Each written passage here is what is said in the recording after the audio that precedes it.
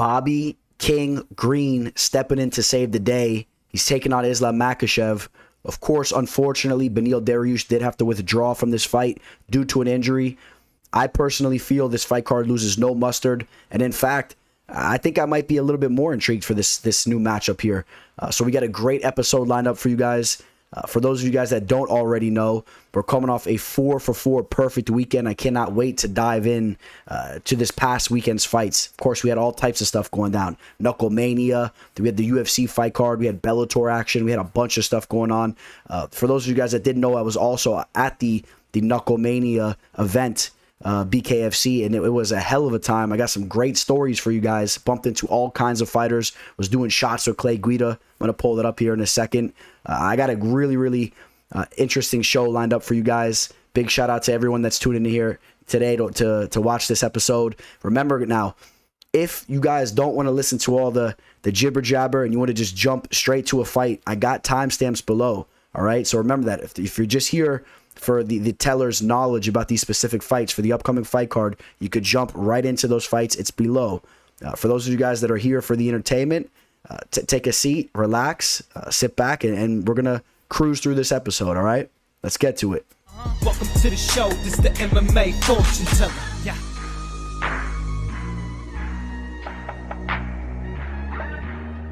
The MMA fortune teller. The teller. What is up, you guys? UFC Fight Night, Bobby Green versus Islam Makhachev.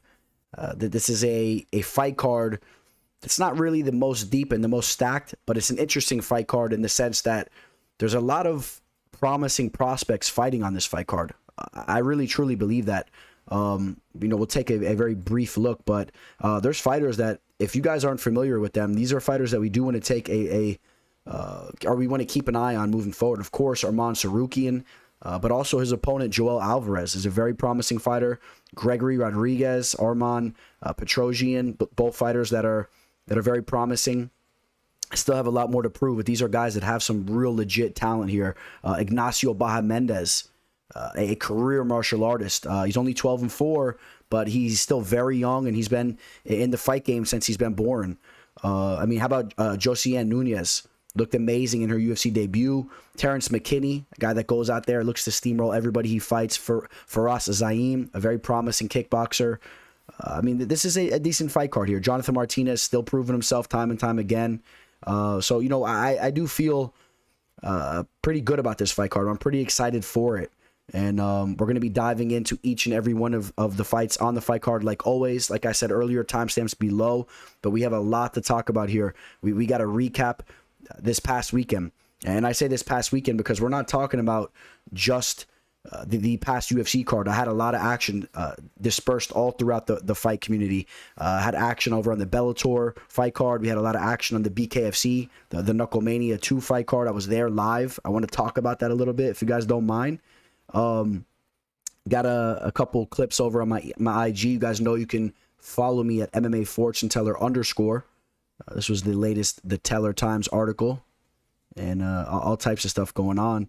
Now we're going to jump into the plays here as you guys see a little glimpse of them. But how about doing shots with Clay Guida? I was cruising up over there to the Hard Rock. A little bit of rain on the way over there, but didn't stop me from pounding the drinks down in the parking lot, easing my way into the casino, making a little bit of money as I eased my way into the arena, and where we saw some excellent action. Without a doubt, though, the best part about it was legitimately just chilling with Clay Guida. You guys know that epic story that I always talk about how I know it's not the brightest spot of my life, but a time that I got locked up for a night and I was able to watch Clay Guida versus Diego Sanchez in the pod, and it was one of the craziest fights that I've ever seen in my life. And I had the pleasure of looking over to my left and seeing Clay Guida and saying, "Hey Clay, you want to hear a crazy story that I bet you never heard from any of your fans?" And he said, "Shoot." Told him the story.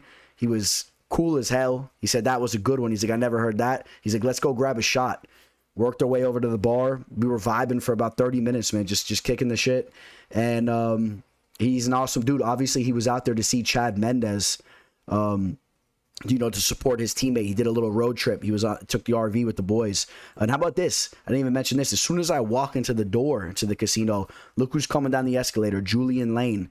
Of course, you guys know I bumped into him at the last event that was in Miami. He was chilling there watching the fights, and so he remembered me, my boy, and he was cool as hell, and tried to give him a little pep talk going into that fight. Unfortunately, if you guys saw my prediction video, I was on Mike Perry to win the fight. You guys know I got to call it as I see it there, and I did favor Mike Perry to win the fight, and he was a little bit of a step ahead on the feet there. But now we'll work our way over to UFC Fight Night, Johnny Walker versus Jamal Hill. We'll touch back and forth a little bit upon the Bellator card and the BKFC fight card.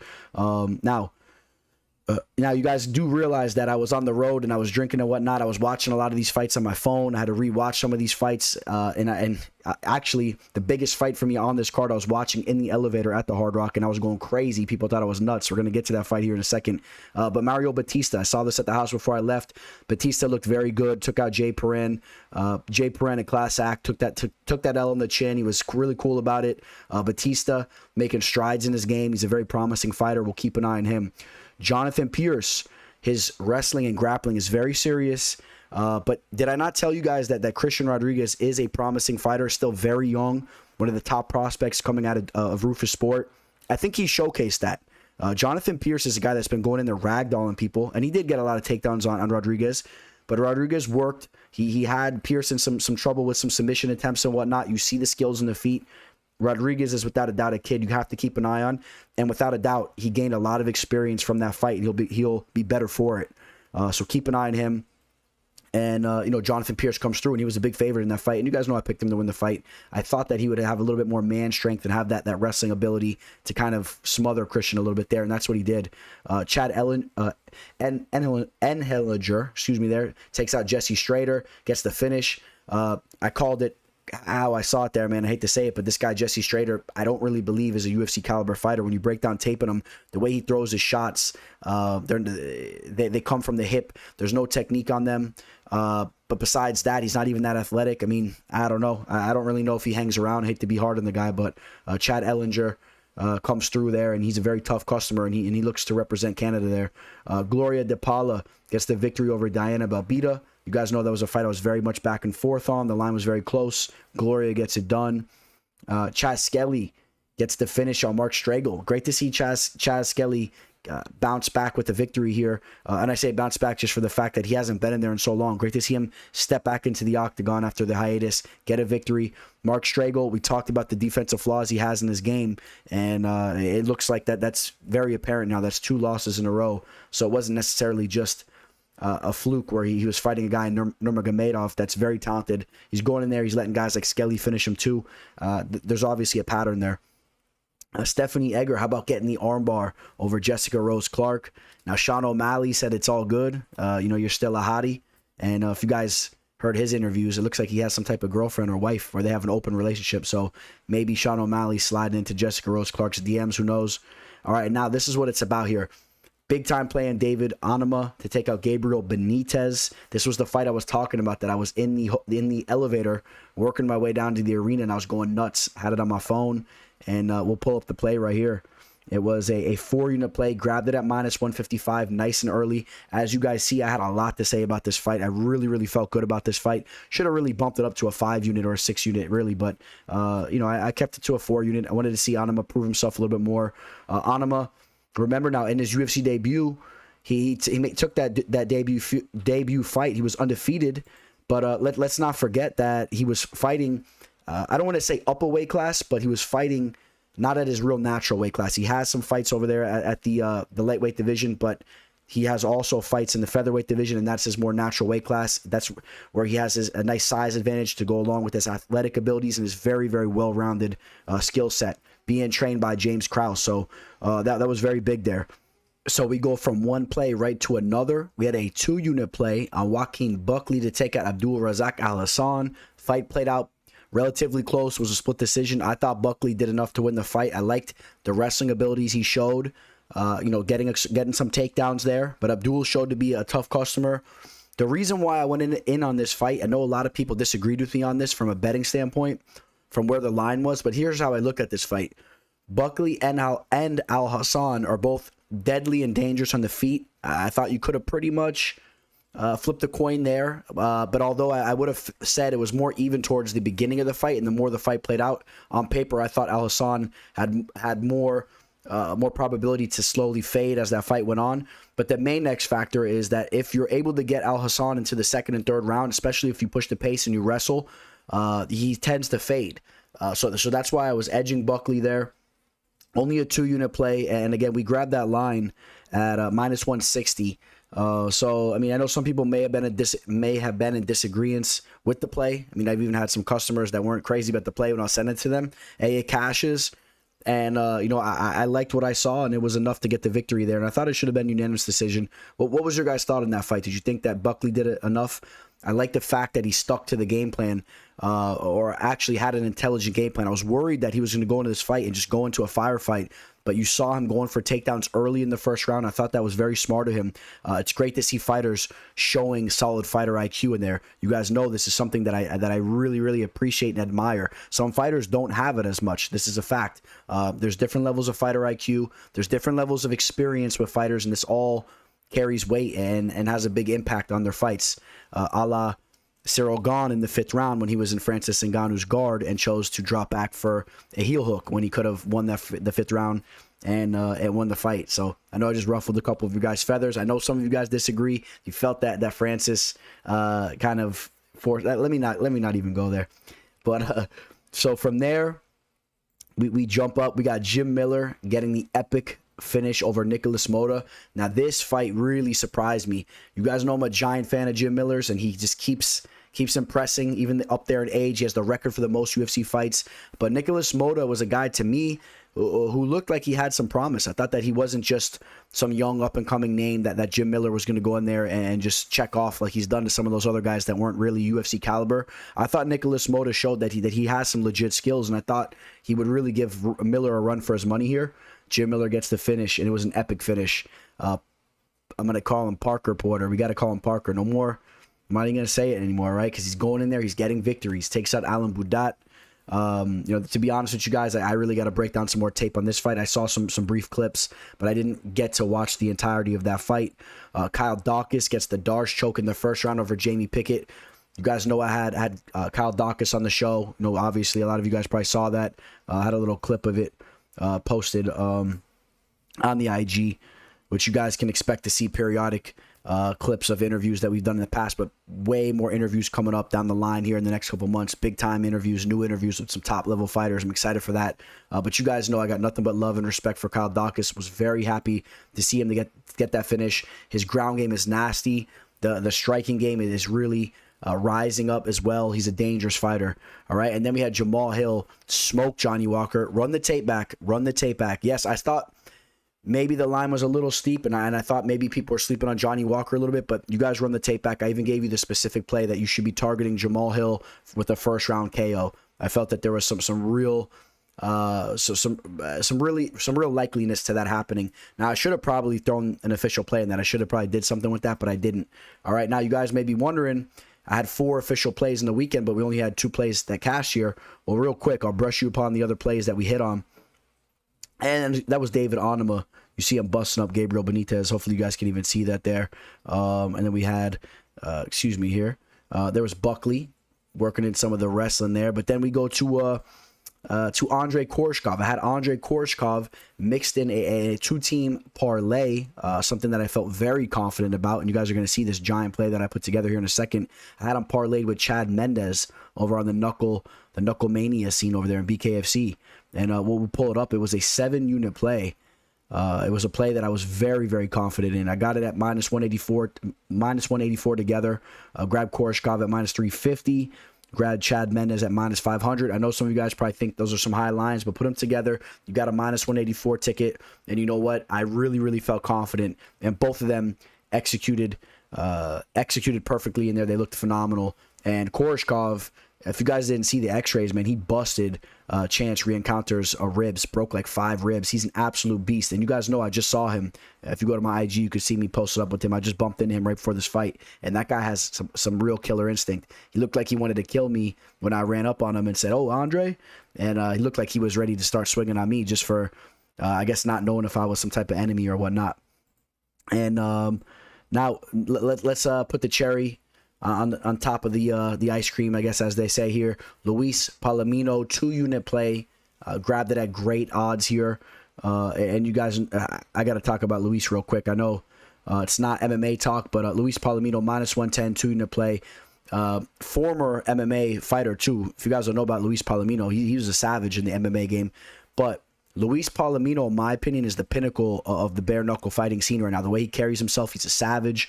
Nothing but respect for this guy. When I saw the line, actually at one point Martin Brown was the favorite, if you guys didn't know that. And then slowly Palomino became the favorite as the fight got closer. I don't understand why. Palomino is going in there handling business. I think that's 5 or 6 fights in a row now over in BKFC. Keep an eye on him. He's a nasty, nasty striker, nasty boxer. And shout out to Clay Guida. Cheers. Look at him toasting up right there.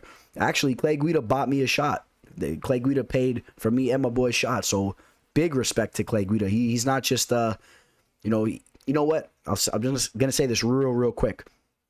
I don't want to go too long about this, but Clay Guida, I had one of you guys actually tell me Clay Guida was a solid dude. There was one time I tried to get a picture while he was on the phone, and Clay Guida kind of gave me a dirty look. And when he did that to me, I was kind of pissed at the time, and I thought he was, I didn't really think too highly of him. But the older you get, you realize, you know what, maybe he was doing something, whatever. But all I was doing was trying to get a quick picture. Somebody told me, they said, if you ever got a chance to meet him, you would see you're very wrong, that he's a very solid dude. And boy, were you right. If you're listening, whoever told me that, Clay Guida is a solid dude. I got to say, he's one of the most solid dudes I've ever met in the fight game. All right, guys. So that is going to wrap up the recap. We go 4 for 4. Major units brought in. I feel great. I had to talk about this. And with no further ado, we're going to jump into today's today's episode. We're on today's episode. We're going to move forward to the upcoming fight card with the fights that are on the horizon. Let's get over there. Oops, and real quick, I'd be wrong if I didn't do this. Big shout out to Logan Storley, who got a humongous victory. Took out Neiman Gracie. It was the slight underdog there. And you guys know Logan Storley, a class act. Had the pleasure to chat it up with him. One of the best wrestlers to ever come into the MMA scene. I got high hopes and high praise for how his career is going to go. I think he's a stud, and that was a big victory for him. I'm very happy for him. First fight of the card taking place in the flyweight division. What a way to kick this card off. It's going to be an action-packed fight. We got Victor Altamirano taking on Carlos Hernandez. Both these guys were victorious on the show, Dana White's Contender Series, both via split decision. So these guys have a little bit of a similar thing coming into their UFC debuts here. But their fights were a little bit different. I'm going to go into that here in a second. I think those fights gave you a good idea of who they are as fighters and how they're a little bit different. Victor Altamirano, this is a guy that's an absolute aggressor, and he's very much a striking-based fighter. Really favors keeping the fight on the feet and really just coming at you with all types of diverse attacks. We know he has a Taekwondo base, or he has some legit Taekwondo skills, but he doesn't have your typical Taekwondo type of stance in there. He kind of has transformed his stance. He uses his boxing very well as well. And honestly, I enjoyed breaking down tape on this guy once again, as I did going into that Dana White's Contender Series fight. He's a legit fighter. Did get taken down a little bit in that fight against Carlos Candelario. Now, keep in mind, Carlos Candelario is a guy that had a victory on Dana White's Contender Series before going into that fight, and a lot of people thought that he won that fight against Victor. You could have potentially gave him the fight. You know, he solidified some takedowns in the first 2 rounds, but you can't discredit the energy and the aggression that Victor put into that fight. He was almost Tony Ferguson-esque, the way he was off his back, attacking at all times. He was working his way back to his feet, throwing some nasty strikes in the feet as well. I was decently impressed with him there. He's 31 years old with 11 fights, so not so young with the amount of professional fights he has, but a guy that's really ready to go in there and start to try to string off some victories in the UFC. I mean, now is his time. Carlos Hernandez, he's 28 years old. In his fight, where he was victorious. In my opinion, he showed to be a little bit more, I wouldn't necessarily say polished, because they just have different types of striking, but he has your typical type of striking where you would say he's very technical, and he's very clean with his striking. You know, high guard, tight elbows. He mixes his striking into his takedown attempts very smoothly. He is a very well-rounded fighter. I mean, he's a by the book type of fighter when you really break down his overall game, right? Whereas Victor is a little bit more of an unorthodox type of fighter that can try to hit you up with all types of strikes from different angles. You see him over here with Herb Dean when he was a young buck, so he's been in the game for a long time. And again, I was excited to break down tape on him. I like watching this guy fight. I'm excited to see him in here against Carlos Hernandez. He's going to have a 3.5 reach advantage here. Both these guys come in with the same height. I'm going to be picking Victor Altamirano to win this fight. And we'll take a look at the live line here. I'm happy to say I'm kicking things off with a slight dog. I know some of you guys have been coming at me with my picks. I know I had a lot of favorites on the last card. I may have a lot of favorites on this fight card as well. Again, when we break down fights, we look at these fights from an individual standpoint. We break down the tape on these fighters, and we predict how this fight's going to play out. I'll never pick a dog just to make it intriguing or exciting when I don't think that fighter's going to win. There's plenty of underdogs that I really do believe will win their fight, so I don't really have to pretend or make them up. And again, Victor Altamirano is a dog here. I think that he should be the slight favorite, in my opinion, from what I've seen. I expect him to get the better of Carlos on the feet. It should play out closely, but I like Victor better there. I think Victor's constantly been working on his takedown defense and all that type of stuff, and his ground game, so he shouldn't really be in too much trouble there. If he's taken down, he should be able to get back up to his feet. I like Victor to win the fight. That's my pick. Ramiz Brahimaj taking on Michael Gilmore. Michael Gilmore getting another opportunity here. We know that he showed up on the Ultimate Fighter last minute. He stepped in there and took a tough fight. And you see him here. He had his backpack and his boots laced up. He showed up like a G. I got to give him credit.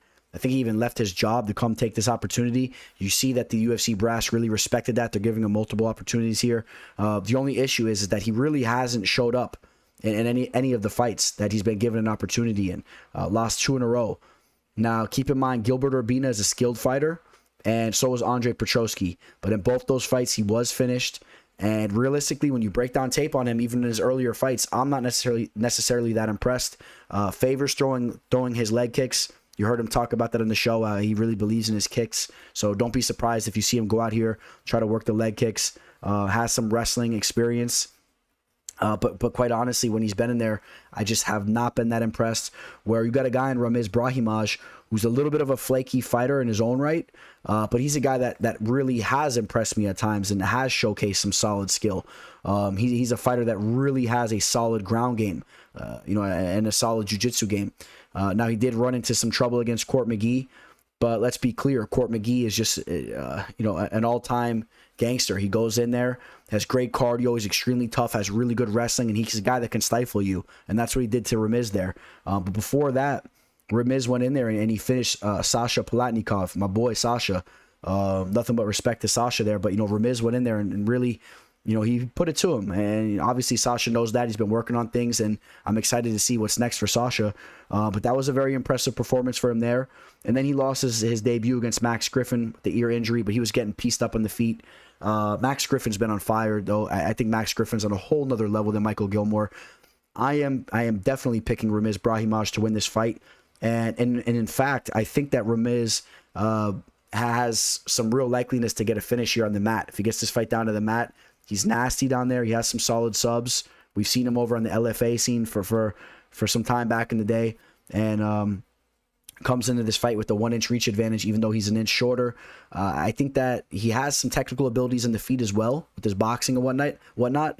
And he should be fine anywhere this fight goes. I really believe that. But again, he's been shown. I mean, I will say in the Max Griffin fight, he showed to be a little bit mentally weak in that fight, but it was his UFC debut, and we won't put him under the fire too much there. But he's a guy that has shown to make some mental mistakes in there and be a little hesitant. Does Michael Gilmore show up and try to bully him and try to mentally mess him up a little bit and take his mojo?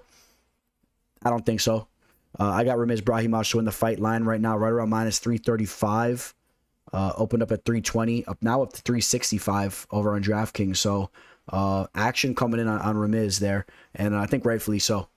Alejandro Turbo Perez taking on Jonathan Martinez.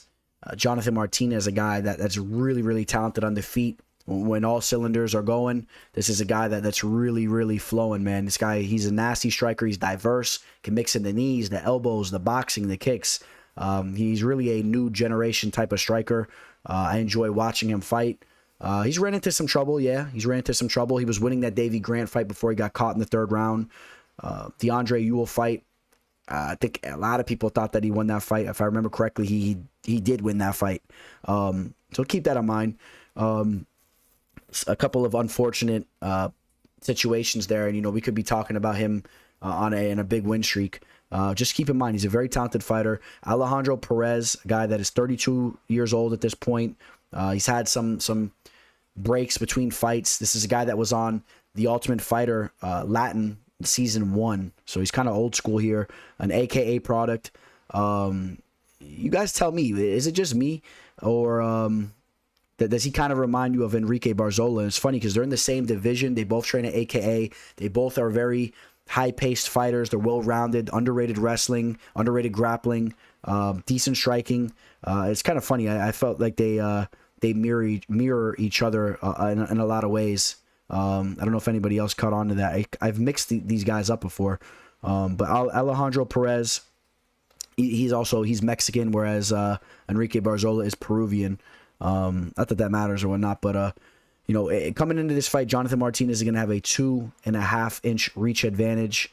He's going to be 2 inches taller, so he has that length to go along with the striking skills that he possesses. I expect Jonathan Martinez to be the better striker here. I truly do. I have not really been that impressed with what I've seen from Alejandro Perez on the feet, if I'm being quite honest. He's very tough. He's in your face.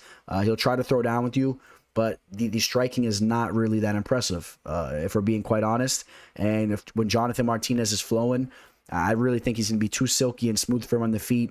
Alejandro Perez, though, like I said, a well-rounded fighter. Maybe he tries to mix in some wrestling and whatnot, but Jonathan Martinez has also shown that he's starting to really sharpen up his skills with his takedown defense and down on the mat as well. He's becoming a very complete fighter, and I do favor Jonathan Martinez to win this fight. And we'll take a look at the live line here. Jonathan Martinez right around a minus 225 favorite, up to the minus 230 range.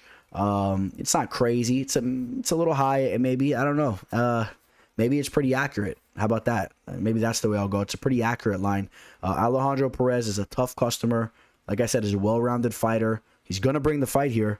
But I think Jonathan Martinez will be a little too much for him. I wouldn't necessarily say a minus 225 line is too steep. But I wouldn't say necessarily it's a bargain as well. It's an accurate line there, in my opinion. And it should be a fun fight. Hey guys, offers always on the table. You're looking for a new sports book? Sign up to Bovada.lv. Use my referral link. Let me give you my specific email for the referral. It's not MMAFortuneteller@gmail.com below. It's a different one. Let me give that to you. You sign up, deposit more than $50 in your first deposit. I'm giving you a free weekend of bets, including my sports betting weekly package, the entire weekend for free. That's always there for you guys. All right. And of course, if you're just interested in getting my official plays, don't hesitate to reach out to me for that. All of my contact information is below. Jin Yufrai taking on Hannah Goldie. This is a fun fight here. You guys know I'm always excited to watch Hannah fight. I had the pleasure of chatting up with her a while back, and this is a girl that I know really wants to get her career going. She really ran into some trouble towards the beginning of her UFC stint, but she did bounce back with the victory over Emily Whitmire. She got that big armbar finish there. So she's trying to string off 2 victories in a row. In comes Jin Yufrai, the former Invicta champion, a girl that I do believe is a little underrated. She's 11-6, and she also ran into some trouble with that 2-fight losing skid. Lost to Kay Hansen. She was winning the beginning of that fight before she got submitted with the arm triangle. Lost to Loma Legbunmi. Loma is a girl that, of course, on the feet she's very much up there in the division. She's a very skilled Muay Thai striker, and I think she's a little underrated. She's a solid fighter. Ran into some trouble in her last fight, but she had a very tough opponent. So maybe don't be too harsh on Jin for losing that fight there. After that loss, she strings off 2 victories, takes out Gloria DePaula, who we just spoke about, fought this past weekend, takes out Ashley Yoder, the Spider Monkey, always a tough fighter there. Now Jin looks to win 3 fights in a row, and I do favor that she gets the third victory in a row here. Hannah Goldie throws a nice power body kick. She's physically strong. We saw her when she actually in the fight that she lost against Diana Belbita. We saw that when she actually used her aggression and her strength and really pushed forward with that takedown, she was able to get it. If she actually uses her strength and really brings the fight, she has some strength there, and she's, obviously she's a very muscular girl. She's a girl that really pumps the irons. The issue here, though, is that Jin comes in phenomenal shape, too. She's very strong, but I feel that Jin is way more technical. She's way more technical on the feet. Hannah is very susceptible to being tagged up and touched up to her face with jabs and straights. I think Jin will piece her up there. Jin is also a very unorthodox striker, too. She's a southpaw. Some girls really have trouble with the skills that she possesses on the feet.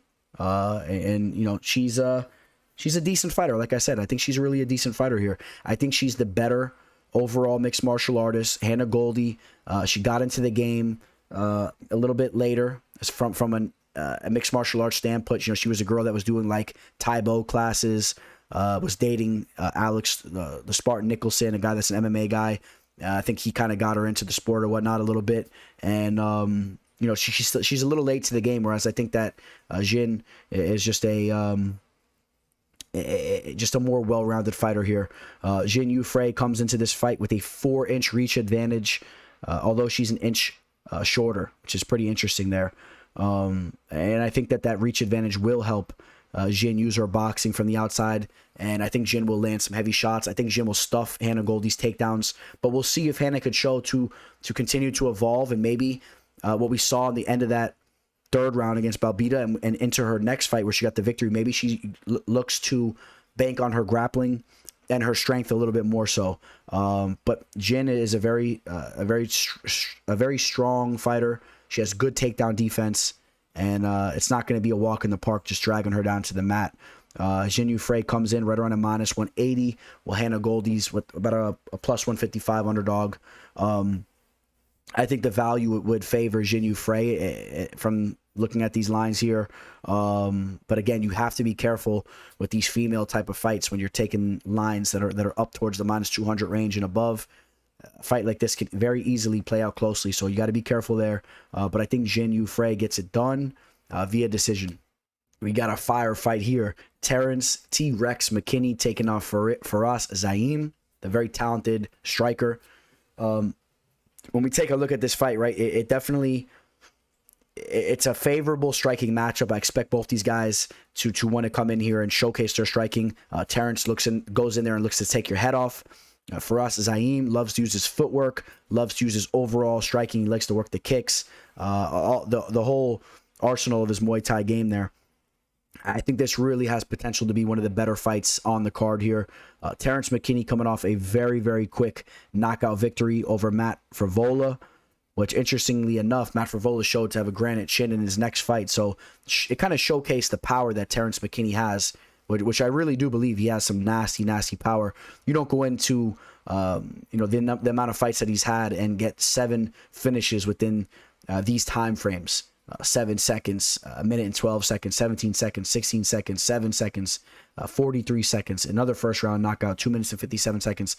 That's serious. He says first round's on me. So if you ever bump into Terence McKinney, you could say, hey, first round's on you. You got proof of it. He's got to get you a drink. The only issue with that is be careful drinking with him, because there's that story where he was like chewing on a hamster's head. If you guys remember that story, it was something like he took a hamster, he was chewing on his head outside in the barn, and the cops came. It was at some type of college party. So don't drink too much with him. But all jokes aside, McKinney is a beast of a fighter. But we gotta brush upon some things here. Terence McKinney, although he's on a 4-fight winning streak, this is a guy that has dropped the ball before. Okay, let's not forget that. On the Contender Series, he walked right into a flying knee of Sean Woodson's, got put out in a nasty way, fell into a choke from Derek Minner over at MCF 18. That was back in 2019. And then he strung off 3 victories in a row. Not necessarily the biggest, any big time type of opponents. 2 victories over on LFA, okay. The Matt Frivola fight was a big fight for him. He gets that knockout.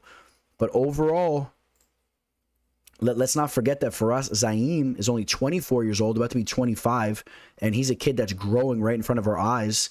And he really has showcased some solid striking. I want to go into his resume real quick, if you guys don't mind. If you guys forgot, so he comes into his UFC debut against Don Madge, a guy that I'm very impressed with. Unfortunately, I don't believe he fights for the UFC anymore, but he's a very talented fighter. He truly is.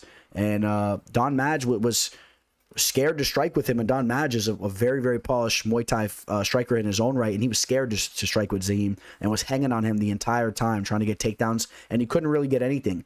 And it was a boring decision. And then in his next fight, he goes out there, takes out Jamie Malarkey. Jamie Malarkey is one of the hottest fighters in the division right now. He's shown to be a very talented fighter. And then the Luigi Vendramini fight looked great in the first 2 rounds, but then he did slow down and was kind of on the back foot as Luigi was chasing him around that 3rd round. That was a little bit interesting. I think that Terence Mckinney has some potential to try to implement that same type of style and really close the distance and chase him down and try to look for that knockout.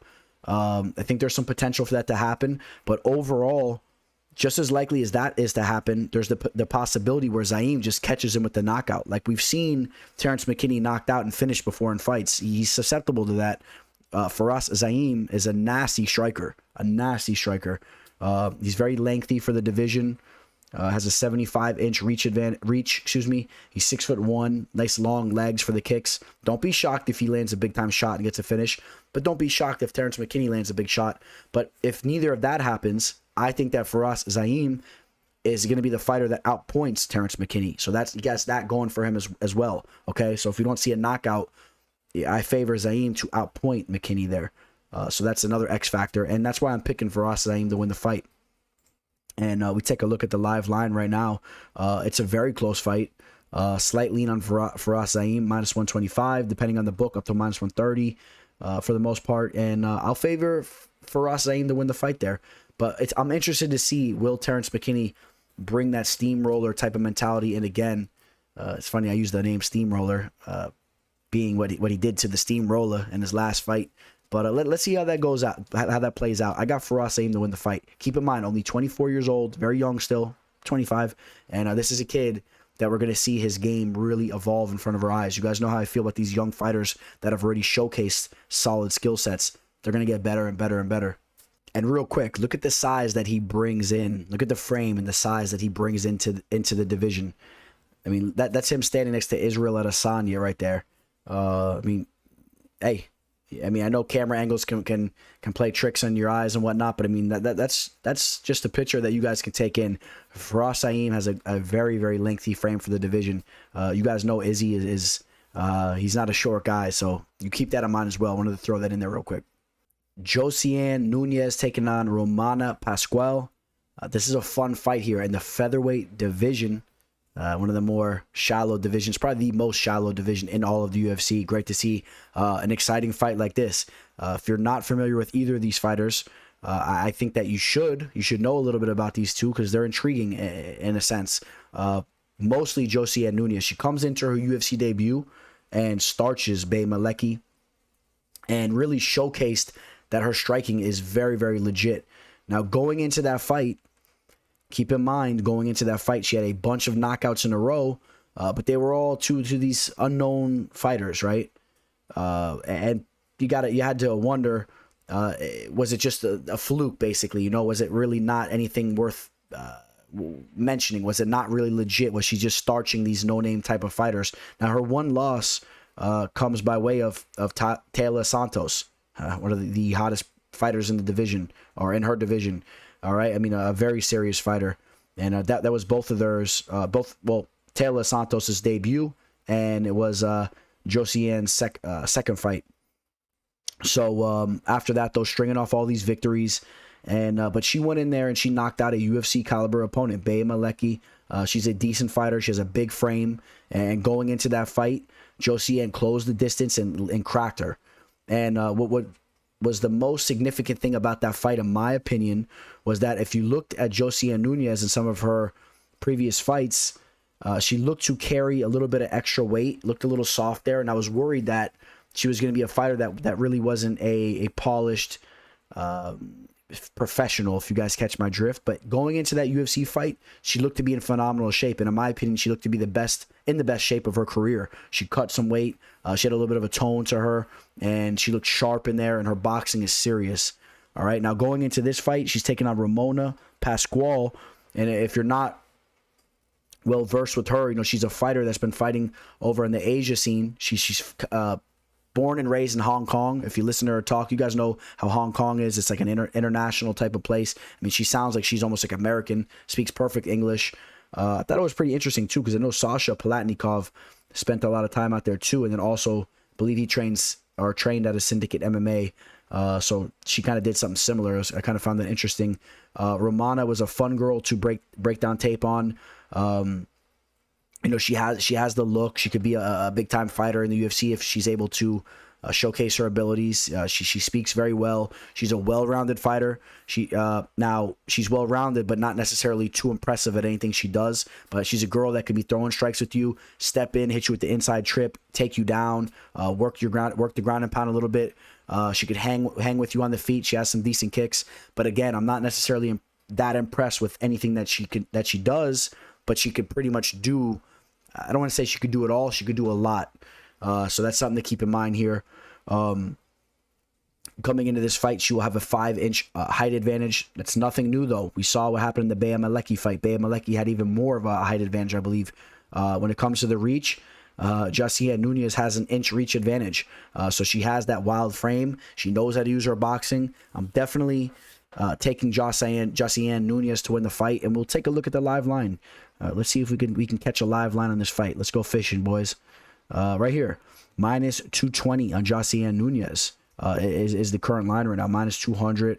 And again, you guys know how I feel about these female fights that are similar to a fight like this. It has the possibility to play out closely.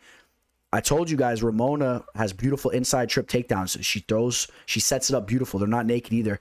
Throws her hands together, boom, before you know it, she's in on your hips, and she has her leg locked in between your legs. She's slamming you down. Now, I've seen her do that a lot too, but I've seen fights where she was doing that and her opponents were getting right back up. So she didn't really show to really control her opponents down in the mat that much, which is a little bit something you might want to worry about if you're backing her. But we haven't seen enough of Josiane to know if she gets taken down and can she get back up continuously, really. We haven't seen too much of her. You could pull some old tape of her up on YouTube and whatnot, a little bit here and there, but not much. I still side with Josiane. She really impressed me with that UFC debut, and I think that she's a girl that just has that pop. And I have a feeling she's going to come in here and get the job done. Now, we talked a little bit ago about a fighter that has some real length for his division, and for us, Zaim. Well, how about Ignacio Bahamondes, who's going to be taking on Zhu Rong here? Two wrongs don't make a right. But Ignacio Bahamondes, this guy really has a crazy frame for the division. We take a look at the specs on Ignacio.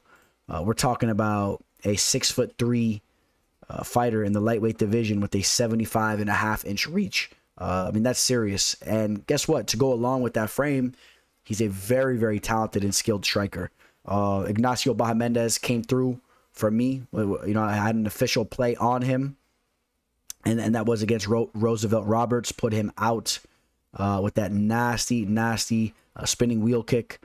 Looked great in that fight, and that was a fight where he came in as an underdog. If you guys remember correctly, he came in as a dog in that fight because before that he lost that close fight to John Makdessi, where he really showed that he's a dog. They went to war in there, but Makdessi, bloodied him up and landed the more significant strikes. People kind of turned their back on Ignacio a little bit there, kind of forgetting. Another beautiful performance by his and Edson Gomez, the fight on Dana White's Contender Series where he hit him with the front kick. It was disgusting, and that's where he got the contract. Now, keep in mind, Ignacio Bahamondes is a career martial artist. His dad, I believe he's fighting out of Chile. Let me just double check that. But his dad, out of Chile. And his dad is a legend in Chile, one of the greatest strikers that ever came out of that country. Bahamondes. Excuse me there, guys. Bahamondes has been born and raised around the fight game, and you mix that with his frame, it's something that's very dangerous in my opinion. And I want to pull up his age here. He is 24 years old, extremely young. A lot of similarities to Faraz Zaim here. I'm a little bit higher on Ignacio Bahamondes though. Again, even though he lost that fight to John McDessie, I personally did not turn my back on him. I still felt that there's a lot of potential that he had even going into his next fight, and he proved it. I think this is a guy that we'll see hang around in the UFC for a long time. I think he'll get a lot of flashy knockouts. He's very unorthodox to go along with the skills that he has, so he kind of throws guys off. And then you got a guy in Zhu Rong, who's coming off a very solid victory against Brandon Jenkins, who I'm not necessarily that high on. But the thing I liked about this fight, or that fight for Zhu Rong, was that he showcased a pretty solid ground game to go along with his striking. He's a decent striker as well, but he actually showcased great control down on the mat. Eventually he got the TKO, continuously raining down punches on his opponent there. But again, not too high on Brandon Jenkins. But you want to talk about young fighters. How about the fact that Zhu Rong is only 21? He's about to be 22 years old. You want to talk about a fighter where you can really see some major strides in his game.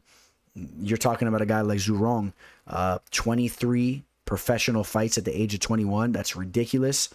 This is a guy that I don't care how he looked in the Rodrigo Vargas fight. I know wasn't his best performance, and he lost that fight, and it wasn't necessarily it wasn't really a solid UFC debut, to say the least. But to bounce back with the performance that he did after that fight, and again to be so young, and they're very high on him. You know, everything you hear about this guy, he's one of the fighters that, coming over from China and from the Asia fight scene, this is one of the guys that they're very high on. He's one of the top prospects coming out of that neck of the woods over there.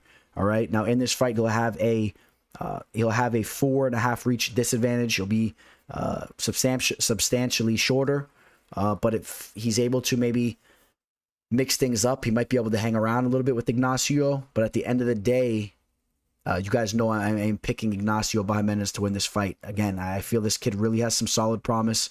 Line opened up right around minus 265, and you see the line kind of going the opposite way.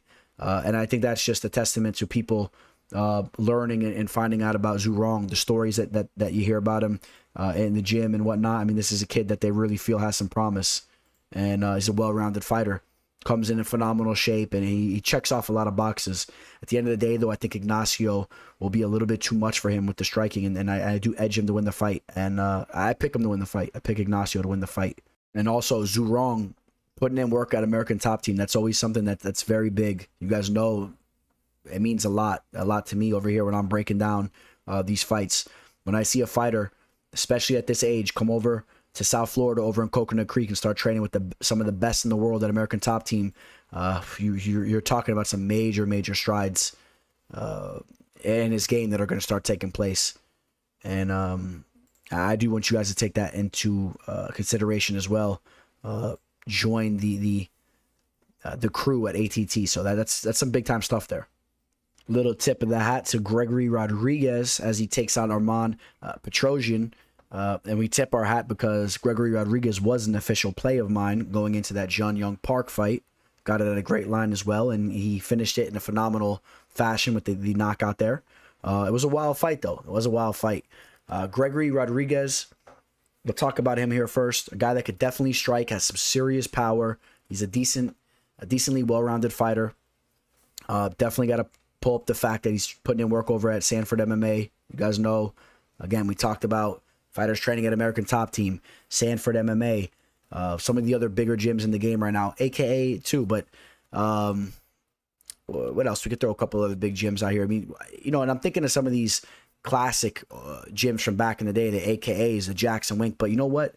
When you're really talking about the premier fight gyms in the world, the fight gyms that I want my fighter training at, we're talking Sanford MMA and American Top Team. And I'm not saying that because I'm biased because I live right down the street and I grew up right down the street from these gyms. I'm saying that because it's a whole different type of atmosphere over there, in my opinion. I think if you really run through the list of fighters that are training at these big gyms, I think right now Sanford MMA and American Top Team, they really probably stack up better than any of the other gyms as far as from an amount of volume of fighters that are very skilled. I mean, they're so deep. I mean, you're talking about just a world of skilled fighters just like dozens and dozens and dozens of them. And I won't go on too much about that, but it's a great thing to see Gregory Rodriguez over there, because this is a guy that has some real skills. He has a legit frame, and he's putting in work. We know the setback that he had on Dana White's Contender Series. Got knocked out by Jordan Williams, fell into a firefight, got caught. I think that's a fight that if they fought 100 times, I think that Gregory Rodriguez wins that fight 85 times probably. Especially if they fought nowadays. I think that he fell into that firefight and he got caught. Ends up getting some victories over on the LFA scene. Actually getting some real victories too. Knocking out Al Matavo. Knocking out Josh Fremd. And then gets the UFC opportunity. Takes out Dusko Todorovic. And then after that gets the big knockout we talked about earlier over Jun Young Park. He's 30 years old. 14 professional fights. He's cruising into the prime of his career. Still not there. He still has some time. He's going to look better fight to fight over the next couple of years here. He's a problem. He's a serious fighter.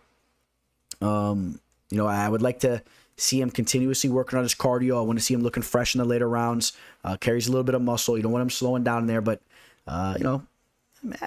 I wouldn't say he's slowed down in some of those fights when you break down tape on him, but you don't see that same type of pop, maybe as in the beginning rounds.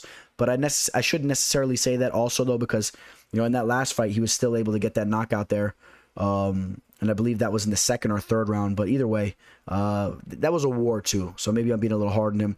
Now his opponent, Armand Petrosian, this is an interesting fighter here. Got the contract and knocked out Keloin Kolev. The undefeated Bulgarian fighter, I believe he was going into that fight. He was undefeated until he took the L there.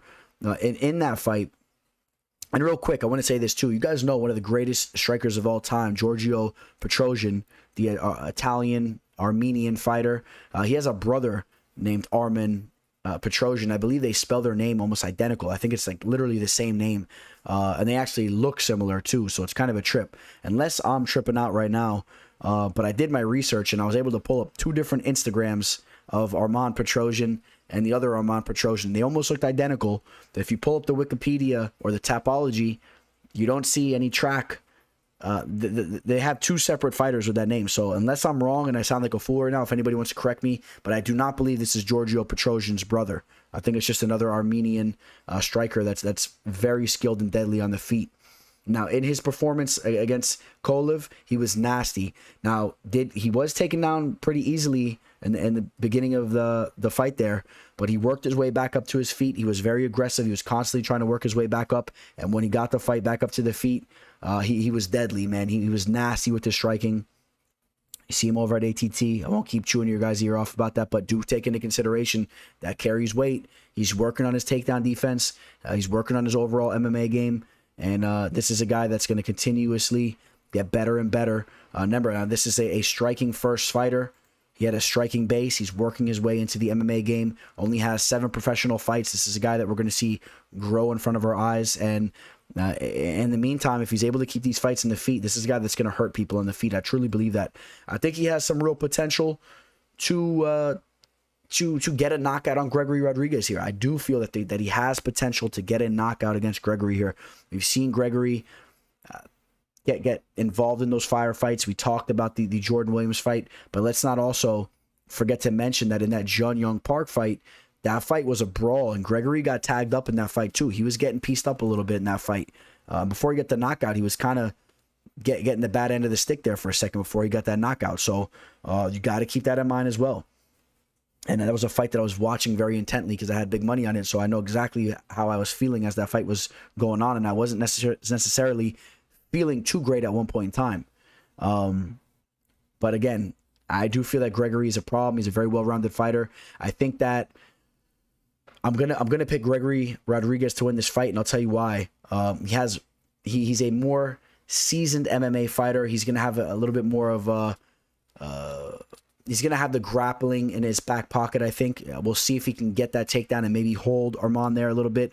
But you know what? If he has problems holding Armand down and he starts to gas himself out a little bit, I could see Armand getting back up to his feet and starting to land some damage there in his own right. this is a fight that I'm very back and forth on, if I'm being quite honest. So again, I don't mind. I don't care about the line. I'm not looking at this fight from a line standpoint. I'm not trying to please you guys and pick a dog. Right now, when I break down tape on these guys, I'm slightly edging Gregory Rodriguez for that X factor of the takedown and the ground game. And for the fact that Gregory Rodriguez can hold his own in the feet as well, barring he doesn't get caught with a punch. Armand's nasty there too, but I'm slightly edging Gregory Rodriguez. I think the line's probably off though. Take a look at the line here. I mean, I wouldn't feel great about Gregory at any of these types of lines, in my opinion. I think the value is on Armand.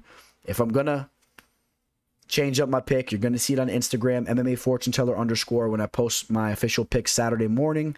I don't expect that to be the case, but if you guys see me swap the pick there, maybe I seen a little something during the weigh-ins or the stare downs that kind of just tip the scale a little bit more so, because it's that close for me, all right? But as of right now, my pick is Gregory Rodriguez. Now, what a fight this is, taking place in the lightweight division. Two fighters that are just about as promising as it gets right now in the game.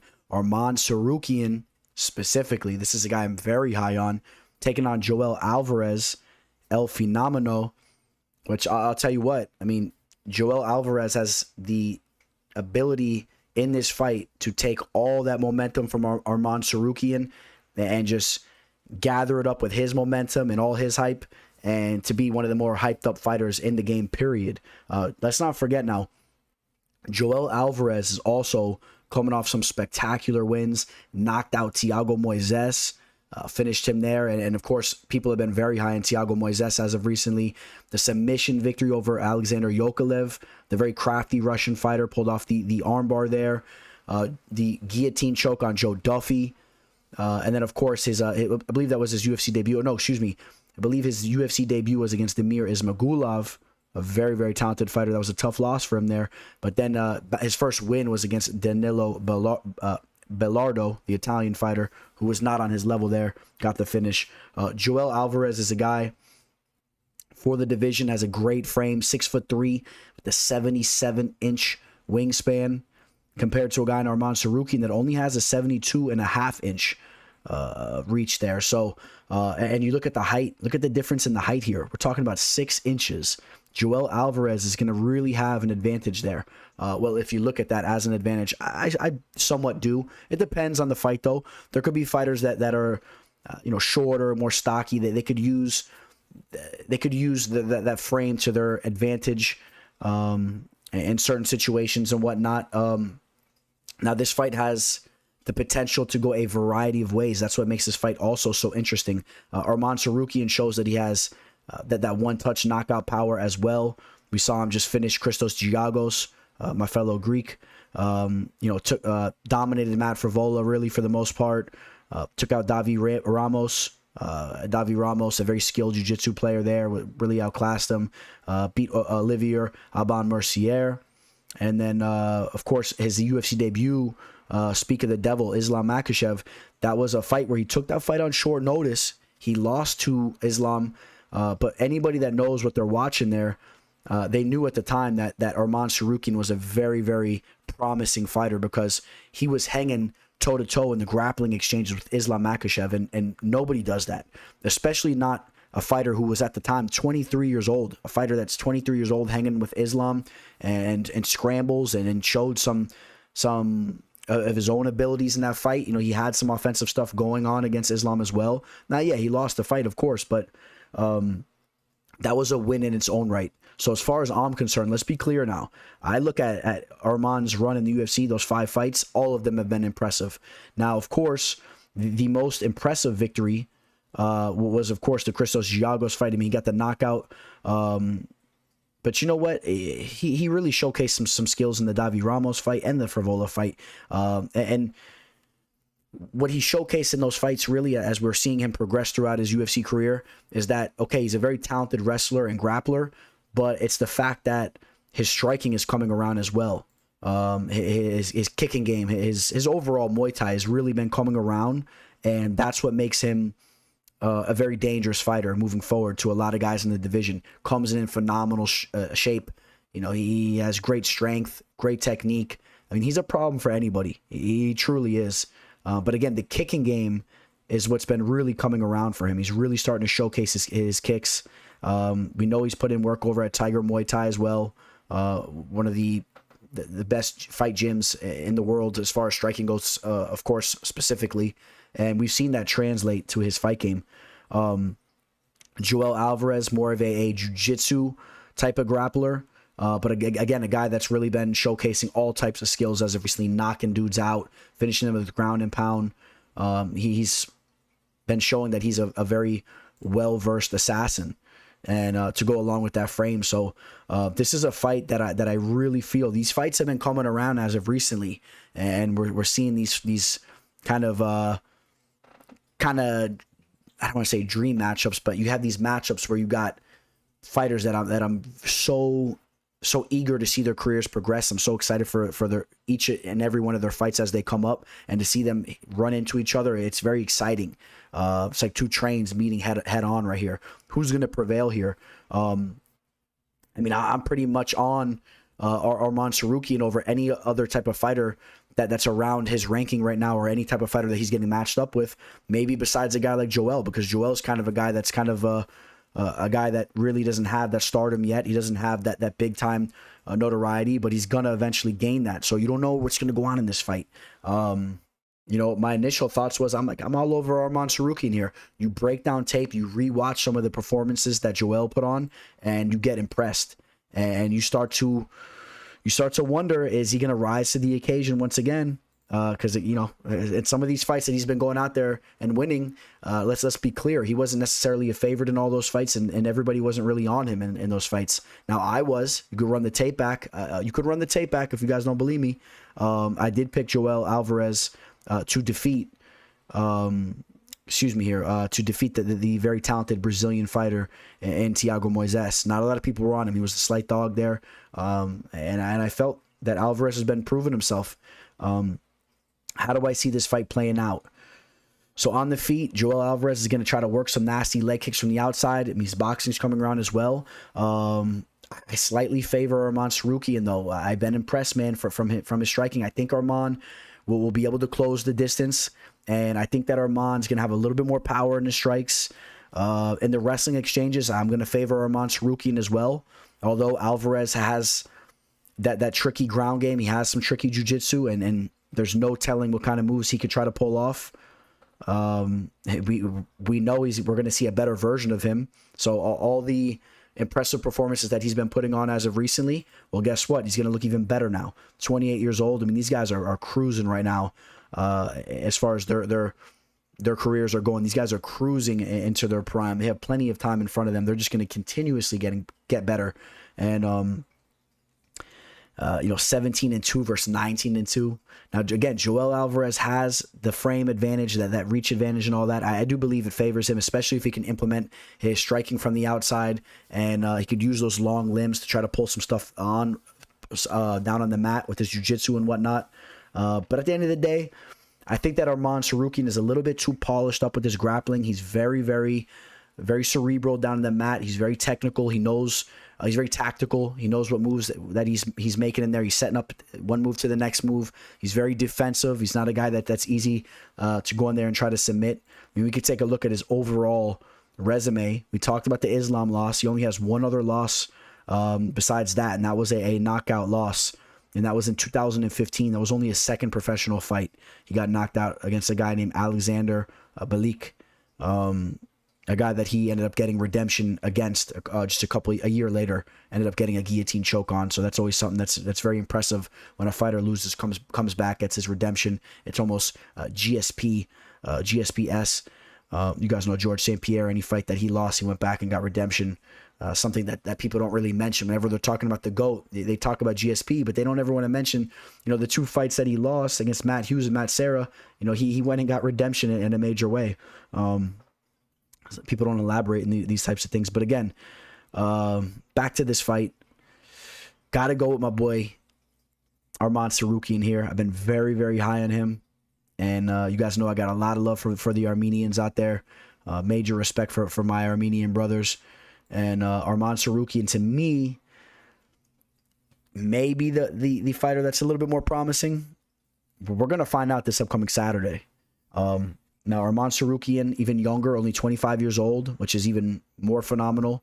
It's almost more phenomenal, hence the nickname there. But if you guys catch my drift there, though, to be 25 years old and put on the performances that Armand Cerukian has put on, that's big time stuff. This guy has big time ability. This guy has championship material built in him. I mean, he's shown that type of potential. And I'm going to pick Armand Cerukian here. We're going to take a look at the live line because this is going to be a very interesting line for us to take a look at here. Armand Cerukian, you know what? For some reason, Best Fight Odds is not throwing the Armand Cerukian line on here, which is a little annoying. I do got it scrolling there in the bottom. So last I looked, Armand, look at this. That's how you know it's going to be a good night. Armand Cerukian, minus 220 against Joelle Alvarez is this way. Which way are we going? This way. This way? This way. Joelle Alvarez is plus 175 comeback. I would have liked to pull up the line and see what kind of movement we got with the line here. But people are respecting Joelle Alvarez because you don't see those types of lines next to Armand Cerukian's name, especially within his last couple fights. We've seen some big type of lines next to his name, so it's good to see people are respecting Joelle Alvarez as well. Again, at the end of the day, I'm picking Armand Cerukian. I think he carries a little bit more power. There's some potential if he lands some big time shots, he could really hurt his opponent. But besides that, I think he will be a little bit stronger and a little bit more technical with his wrestling abilities, and I think that's a big deal there. But you got to be careful because if he tries to showcase that wrestling, there's definitely potential for Joelle Alvarez to really try to threaten with the jiu-jitsu. But I got Armand Cerukian to win the fight, and this is probably, again, the fight that I'm most excited to watching on this entire card. I would say it is. I'm very excited for the Islam versus Bobby fight, but I think I'm more excited for this fight. In the flyweight division, we got Priscila Cachoeira taking on Jin Kim. This fight taking place right at the top of the fight card. It's a little interesting. Maybe that gets shuffled around. We'll see how that plays out. But Priscila Cachoeira really ran into a tough time as she begun her UFC career. But she did have that little stint where she won 2 fights in a row, which, to be quite honest, I was actually really happy to see for her. You saw she was very emotional when she got that knockout victory over Shayna Dobson. Got another victory via knockout over Gina Mazzani. And then she lost her last fight via rear naked choke to Jillian Robertson. But she showed she has power in her hands. There's no question that for the division and for women's MMA, she carries above average power. You see her cracking even Jillian here. But again, that was a fight she lost. But she's a striking first type of fighter. She's a tough cookie. We've seen her go into a fight with the GOAT, Valentina Shevchenko, and that was actually her UFC debut. So good to see the UFC respecting her, giving her a lot of opportunities. That was a fight where she took I don't know if she took that fight on short notice. I forget if she did or not. I think she may have. I think somebody pulled out, if I remember correctly, but she got beat down for about 2 rounds before she finally got subbed. She got beat down really, really bad. It was a very, very brutal fight. Lost to Molly McCann, lost to Luana Carolina. And then we talked about the 2 victories that she bounced back with. But now she takes on Yeon Kim. Yeon Kim, she had a very tough fight in her last fight, man. She went to war with Molly McCann. So speak of Molly McCann, we just spoke of her, a common opponent. In that fight, Kim was looking very good towards the beginning of the fight. She was really taking the lead there. She started to slow down a little bit, and the more Molly McCann started to get confidence in herself, and the more Molly McCann started to scream at her, and it started to really look to the judges as she was taking over that fight from a how do I say this, from her demeanor and the impression she was giving off, the confidence levels. Sometimes that could really steer the way a fight goes. It's not always about tit for tat. You compare a shot landed versus shot landed. If one person lands an equal shot to the other person's, but the other person's marching them down and screaming at them and acting confident, and they're walking down and making noise like they're throwing it so hard, it does carry weight. And if you rewatch that Kim versus Molly McCann fight, Kim, I thought that she could have met Molly McCann a little bit more so with that energy, and could have really made that fight even more of a war, and could have tried to hold on to that fight. She was in the lead. She could have tried to hold on a little bit longer and could have got the lead, and she kind of let it go a little bit. But I know easier said than done because she was really engaged in a war there. It really was. It was a good fight.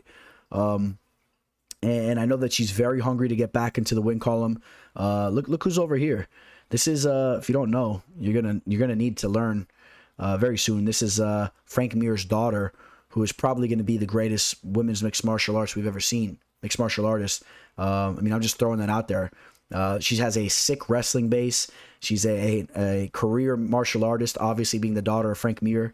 But I mean, she's already training with UFC fighters, and she's what, 18, 19? I forget how old she is, but she's a kid. Can you imagine what she's going to be like when she's 25, 26? Forget about it. You know, I'm actually talking about Frank Mir's daughter, as young as she is. I'm talking about the fact that Kim is able to train with her as a plus for Kim going into this fight. And of course, you see excuse me here. You see what's her name? JoJo. You see JoJo there as well. Joanne Calderwood. I know Joanne Wood now, I believe her name is. A very solid fighter. She changed her name after she got married. But you see Kim brushing shoulders, training with these types of fighters over at Syndicate MMA. It's always a solid thing. How do I see this fight playing out? This is how I see this fight playing out. Priscila Cachoeira, although she does carry that power, I think overall, Ji-Yeon Kim is going to be the more talented striker. I think that she wins those striking exchanges.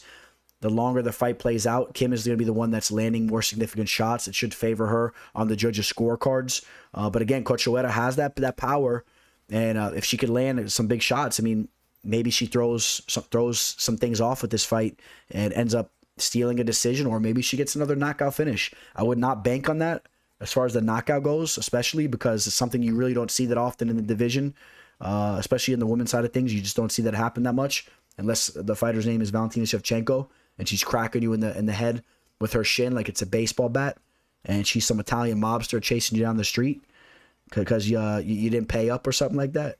You know, all jokes aside, that was one of the nastiest knockouts you'll ever see from Valentina, but Cachoeira has some decent power there. At the end of the day, though, like I said, we got to edge Ji-Yeon Kim. She's a more well-rounded striker. I expect this fight to play it on the feet. I expect both these fighters to be willing participants in a stand-up type of fight, and I think that favors Kim. We'll take a look at the live line here. Kim varying from opening at a minus 190 on DraftKings, now minus 165. So some money coming in Cachoeira. But then over at BetMGM, you got Kim at a minus 250. Find that interesting. I would probably cap this fight more at like a minus 165 compared to the minus 250. I think that some of these lines are a little high in my opinion. This fight has the potential to play out closely. We've seen Priscilla rise up in some fights. I wouldn't be shocked if she does that here.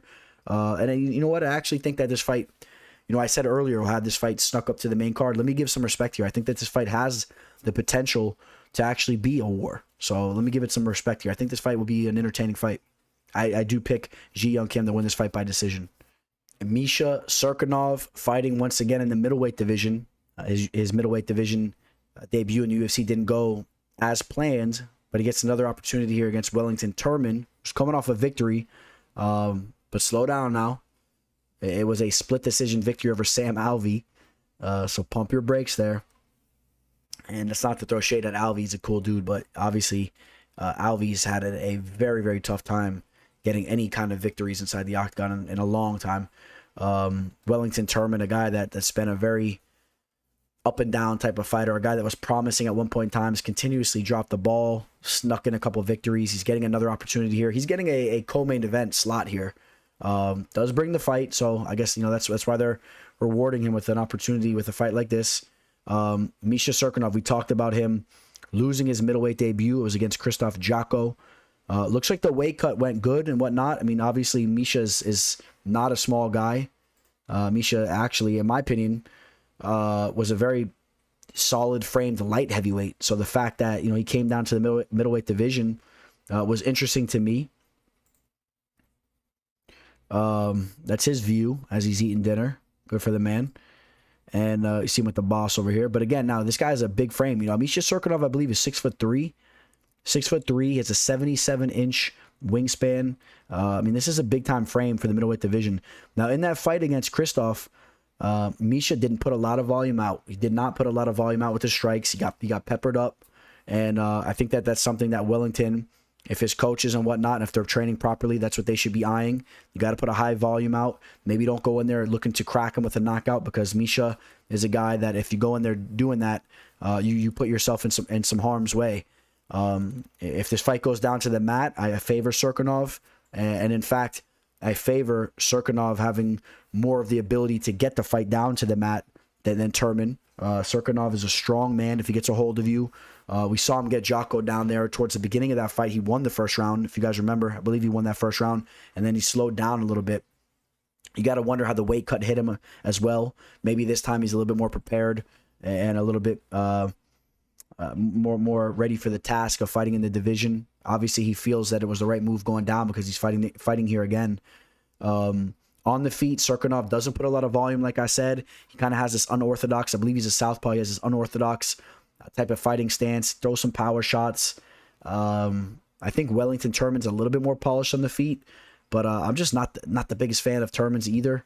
Just got knocked out by Bruno Silva, knocked out by Andrew Sanchez, so showing that he is vulnerable to being finished there. I don't know if Cirkunov gets a knockout on the feet, but anything's possible with these guys. They have power. His last victory was over Marcus Perez, who's really had a tough time getting victories as well. Had that Carl Robertson split decision loss. Only 25 years old. Does he kind of clean things up a little bit here? I can't pick him here. I can't pick Wellington to win this fight. I gotta lean Misha. I think Misha learned something from his last weight cut. I think he'll be a little bit more ready. Like I said, I think he has some avenues to take this fight. Maybe he gets this fight down to the mat. Like I said, Turman is susceptible to being finished as well. So I just wouldn't be shocked if Cirkunov even gets some type of finish, some type of ground and pound finish, or some type of knockout when they're having a wild exchange. Turman's striking defense isn't the best. Now, I do like the fact that he's training with Glover Teixeira, the light heavyweight champion of the world. That sounds so crazy to say, but who better to be brushing shoulders with and learning from than Glover Teixeira right now? Probably nobody, with all the experience he has and what he's been able to do as of recently. But I don't think it's enough. It's not enough for me to pick Wellington to win this fight from what I see from him when I break down tape. So love or hate the pick, I got to go with Misha Sarkarnov to win the fight. Now, this is a very close line too, so this is pretty much a pick 'em. So I don't want to hear nothing about favorites and whatnot. Misha Sarkarnov right around a -125. The comeback on Turman +105. This is a very close fight. I'd rather have my money on Cirkunov if I had to. I'd rather have Cirkunov as my pick, and that's why I'm going to pick him to win the fight there in the co-main event. Hey, you guys, so we talked about that perfect 4-for-4 weekend that we just had. Well, guess what? I'm looking to string that off to another profitable weekend. I think we really have some solid spots here. If you guys are looking to work with me, shoot me an email or DM me on Instagram or DM me on Twitter, and I will send you over my pricing if you're interested. I'd love to work with any of you guys. I'm telling you guys, it's more than worth it for you guys. I'm killing it right now. I got some solid plays for this weekend. Don't hesitate to reach out. Islam Makhachev taking on Bobby Green, the main event. This is a fight I'm very excited for. I talked about this towards the intro. Bobby Green's boxing has been looking amazing. It's been looking amazing as of recently. The head movement is beautiful. The way he's setting things up with his hands, the speed he has. It's been very, very good. And I think he definitely has potential to work Islam on the feet. How about that? I think if this fight was just a straight up stand-up fight, no clinch, no grappling, I would actually favor Bobby Green to win the stand-up aspect of this fight. The performance he's been putting on, and again, Islam has some solid striking too. It's a little bit underrated. He's very technical, and he's a solid striker in his own right. But there's no question that his game is to get a hold of you and to work the grappling. I mean, that's what he does. This is a guy that his one loss was a devastating loss where he got knocked out. Keep that in mind. That was against these. I gotta pull him up, man. I should remember his name. It was he's a jiu-jitsu guy, Brazilian jiu-jitsu guy, but he had some wild type of striking, and he caught him with an unorthodox strike. Adriano Martinez. I remember seeing that fight live. But since then, and again, won his debut against Leo Kuntz. But since then, took out Chris Wade, a very talented fighter over in PFL. Took out Nick Lentz, Gleison Tebow, Cajun Johnson, Armand Cerukian. We talked about that fight. Davi Ramos, Drew Dober, Thiago Moises. Finishing these guys with submissions now too. Choked out Dober, choked out Thiago Moises. That's impressive. Moises, Brazilian Jiu-Jitsu black belt. pulling the Kimura off on Dan Hooker. So these last 3 fights, he's getting submission victories, and he's been really looking like he's a problem for the division. I mean, a lot of people have him marked down as the greatest lightweight right now in the UFC and in the game. Obviously, Khabib is retired, so and this is a protege of Khabib's. Islam, I've been very, very impressed with him. The thing that impresses me so much with Islam is that he's so technical with his game. He's so technical. He doesn't make mistakes. As soon as you make one slight mistake, he's on top of you, taking advantage of it. And how about this? Even if you don't make a mistake, he's still gonna rip you down. He's not even gonna. It doesn't even matter if you make the mistake. He's gonna rip you down and do what he wants with you. And you see Tager Ulanbekov in the background, a very talented flyweight fighter.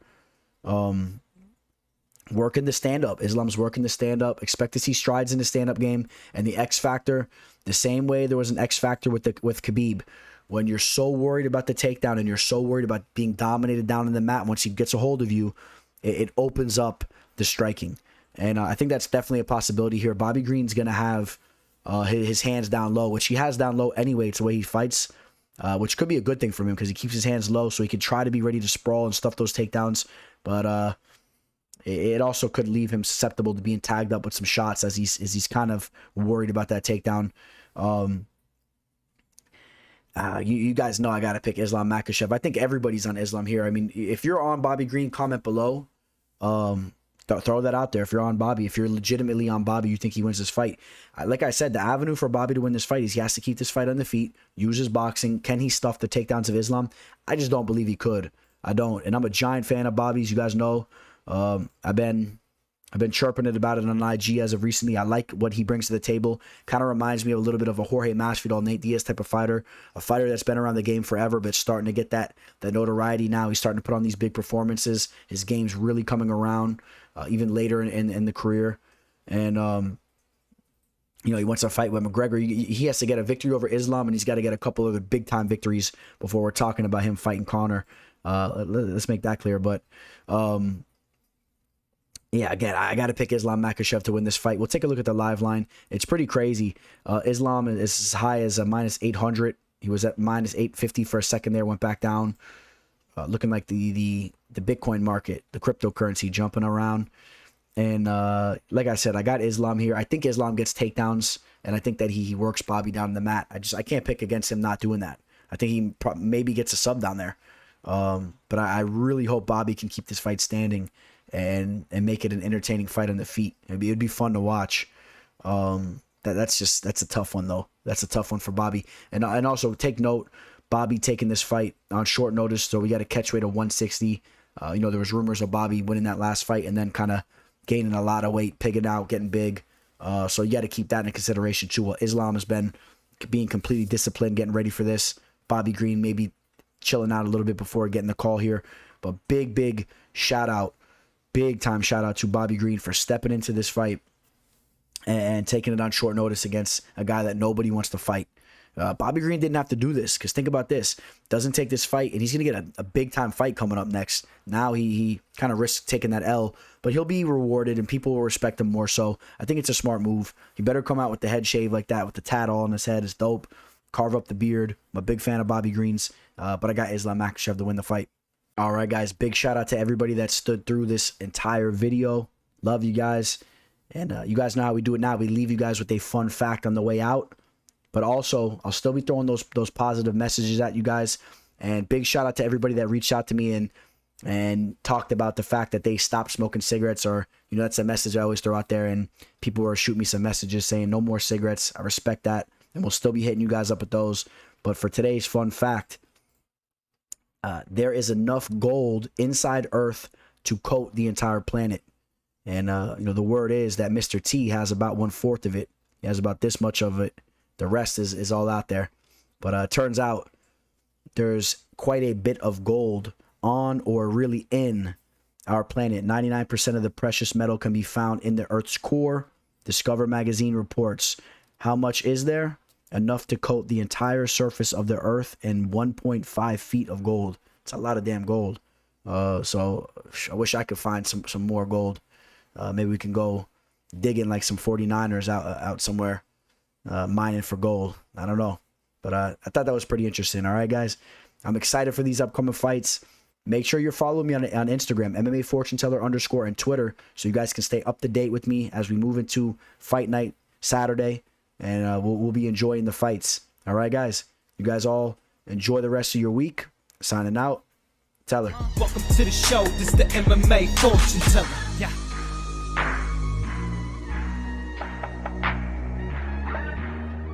The MMA Fortune Teller.